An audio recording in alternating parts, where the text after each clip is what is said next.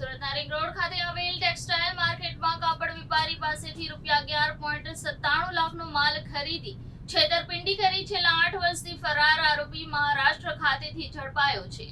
સુરતમાં ring road ખાતે કાપડ અને ડાઇંગ મિલના વેપારીઓ સાથે છેતરપિંડી કરનાર આરોપી 8 વર્ષ બાદ સલાબતપુરા પોલીસ સકંજામાં આવી ગયો છે। પોલીસ આરોપીને મહારાષ્ટ્રના જલગાંવથી ઝડપી લાવી છે। સલાબતપુરા પોલીસે બાતમીના આધારે ઠગ આરોપી શંકર નારાયણ રાઠોડની ધરપકડ કરી છે।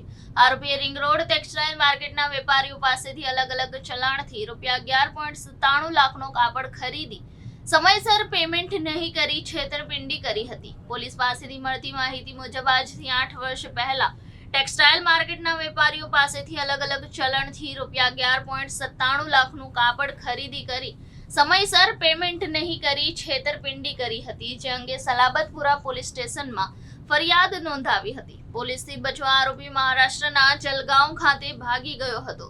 કાપડ વેપારી છેતરપિંડીનો આરોપી મહારાષ્ટ્રના જલગાંવમાં હોવાની પાકી બાતમીના આધારે સલાબતપુરા પોલીસની એક ટીમ જલગાંવ પહોંચી સ્થાનિક પોલીસની મદદથી આરોપી શંકર નારાયણ રાઠોડને પકડવામાં સફળ રહી હતી। આમ પોલીસે 8 વર્ષ પહેલા થયેલી છેતરપિંડીનો ગુનો ઉકેલી કાઢ્યો હતો।